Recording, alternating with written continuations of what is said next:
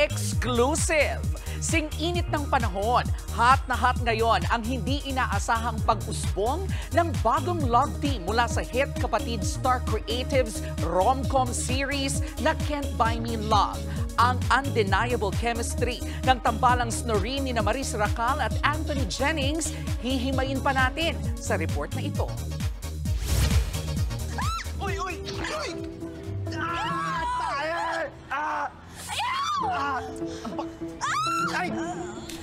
Oh my God!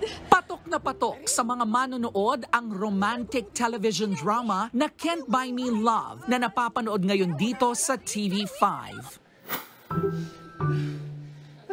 Sleepy. Hindi mo ka na. Bukod sa tambalang Donnie Pangilinan at Bel Mariano o Don Bel, inaabangan din ng ating mga kapatid ang viral love team ni Maris Racal at Anthony Jennings na Snoreen. Mga kapatid, eto na nga ang Snoreen! Yes! Finally! Unang-una, congratulations sa inyong Thank dalawa. you. Always Thank trending, you so much. nakakakilig, inaabangan ng ating mga kapatid, ng ating mga kapamilya, ang tambalan ninyo sa Can't Buy Me Love. Thank you. Thank you. Ano mo ng reaksyon na naging trending? Wow, nagba-viral na siya. Tapos, hindi namin din na-expect talaga lahat. So, yung unang viral scene namin, hindi din namin in-expect.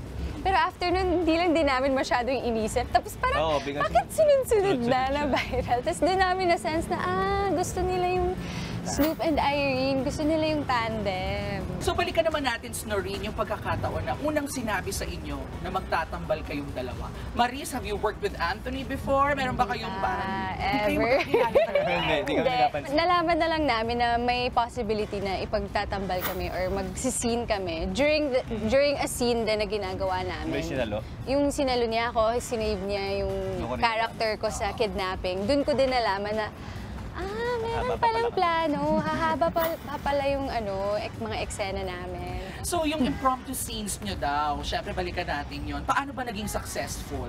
Hindi nyo siya pinag-usapan, whatsoever? Kapag nandun na kami sa set, minsan dyan na lang papasok yung biglaang gagawin niya, tapos magre-react na lang. Minsan nasa take na. Oo, minsan nasa take na, tapos biglaan lang lahat.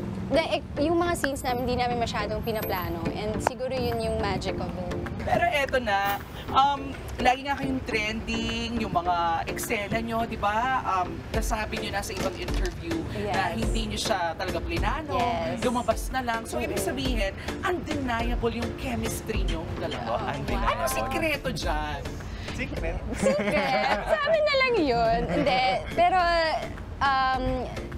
ano yan tamang timpla yan sa bawat eksena. Yung na-study nyo yung script and alam mo kung ano yung character mo, tapos aware ka din of his character. Tapos, kapag may naramdaman kang kilig, gift yun. Ako, kinikilig talaga ako sa mga eksena namin. So, okay, let's address the elephant in the room. Ay, ano yung elephant? Lagi nga kayong trending, etc. And then, some people say na medyo mas angat daw yung love team nyo. O anong reaction yun? Ang sa social media ay sa social media lang. Basta tayong apat, okay tayo. We're super, we're super solid and sobrang supportive namin sa isa't isa. So, yun na nga, napaka-successful ng Snoreen. Ano pa ang dapat abangan sa inyong dalawa? Ano ba? Ikaw naman. Marami. Siyempre, dapat abangan nila kung ano yung ending, ano mangyayari sa aming dalawa. And hindi lang din sa amin sa buong cast. Sa buong cast. Kasi yung story ng Can't Buy Me Love, actually sobrang bigat ng story. Pa-intense na siya ng pa-intense. Kami yung nagbibigay lang kami ng saya ng konti. Pero sa din namin, may mga mabibigat din na mangyayari. Anong dapat abangan sa Maton? Naku, marami. Marami din. May project na kayo Nagugulat na lang kami sa mga dumadating. Parang, wow, this is the best. Pero as of now, bawal pa kami magsalita. Picture muna. Yung picture na lang abangan nyo kung ano yun. Kung para saan yung picture. Yeah.